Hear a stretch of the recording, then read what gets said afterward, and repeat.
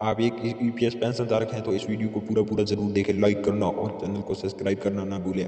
आइए आपको बताते हैं बड़ी खुशखबरी। आ गई खुशखबरी इतनी बड़ी कि कर्मचारियों के लिए सैलरी समय समय पर वेतन आयोग से कर्मचारियों के लिए वेतन में इफादा किया जा सकता है कि 7वें वेतन को आयोग से कर्मचारी को सैलरी में वृद्धि की जा रही है। केंद्र सरकार ने कर्मचारियों को बढ़ाई महंगाई भत्ते की परेशानी है, वेतन में कमीशन बढ़ाने के लिए कर्मचारियों के लिए अपील हो रही है। 7वें पेंशन आयोग की तरह सैलरी से संकट नहीं, कर्मचारियों के लिए आंदोलन देश भर से 8वें वेतन आयोग के लिए हो रही है। तेलंगाना में कर्मचारियों के लिए मांग है कि जल्द ही 8वें वेतन लागू हो।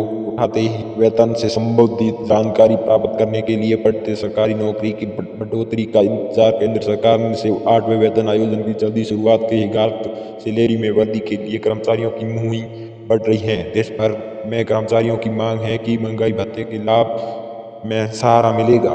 महंगाई की बढ़ती दर के कारण सरकार के वेतन में इजाफा कर रही है। 7वें वेतन आयोग की तरह कर्मचारियों के लिए नया मिलेगा। कर्मचारियों के लिए सैलरी से संकुचित नहीं, 8वें वेतन आयोग की मांग कर रहे हैं। 8वें वेतन आयोग के लिए अधिकांश प्रदेशों में आंदोलन हुआ है। कर्मचारियों के आशीर्वाद के लिए कि जल्दी ही नई वेतन लागू। हैदराबाद तेलंगाना के कर्मचारियों ने भी मांग बढ़ाई है। सरकार ने 8वें वेतन की चर्चा स्मार्ट चाहिए। कर्मचारियों के लिए आंदोलन देश भर के प्रभावशाली हो रहा है। 8वें वेतन से संबंधित वित्त जानकारी के लिए लेख पढ़।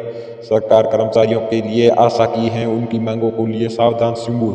सरकार की तरह के हिसाब से 8वां वेतन आयोग के लिए अभी कोई परिवर्तन नहीं है। संसद के लिए वेतन राज्य मंत्री ने इस बात की, लेकिन गठन का समय नहीं आया था। सरकार के सूत्रों मुताबिक वेतन आयोजन का गठ होने में और समय लगेगा। साल 2024 में इतनी डेडलाइन शुरू होगी और नई सरकार गठित होने पर फैसला होगा।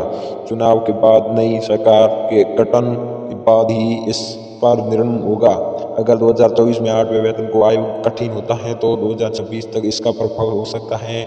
इन मुद्दे पर कर्मचारी मंगतों के सूत्र बनाते रहे हैं कि गठन का समय कभी नहीं आया है। सरकार के सूत्रों के लिए अनुसार संसद में इस मुद्दे पर चर्चा की है। मार्च 2022 के लिए केंद्र सरकार ने पेंशन वेतन आयोग स्थापित किया। सभी कर्मचारियों के लिए 7वें वेतन आयोग की तरह सैलरी नियत की जा रही है। कम से कम 10 वर्षों में एक बार वेतन आयोग का निर्माण किया जा सकता है। 2022 में वेतन आयोग की कर्मचारियों की सैलरी में कोई वेतन इजाफा नहीं हुआ। केंद्र कर्मचारियों के लिए दोबारा 8वें वेतन आयोग की मांग कर रही है। 8वें वेतन आयोग के लिए सरकार के द्वारा कोई मत घोषणा नहीं हुआ है।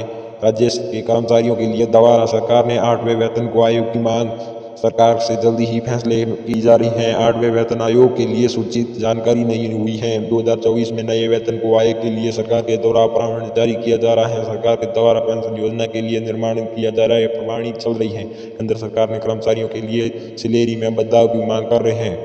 8वें वेतन को आयोग के फैसले का सभी कोई अधिकारी घोषणा नहीं हुई है। सरकार के द्वारा नए वेतन आयोग के लिए 6 कदम उठाने की अपील की है। 8वें वेतन कमीशन में वेतन वृद्धि के अनुसार 8वें आयोग के लिए अंत के बाद सैलरी रिवीजन पुराने पैमाने पर ही होगा सकता है। इसके फिटमेंट फैक्टर को आधार माना जाएगा। कर्मचारियों के लिए फिटमेंट फैक्टर को 3.68 गुणा किया जा सकता है। न्यूनतम 44.44 की वृद्धि हो सकती है। कर्मचारियों के लिए न्यूनतम 26,000 रुपये हो सकता है। केंद्र सरकार ने दोबारा फॉर्मेट आधार बना सकता है।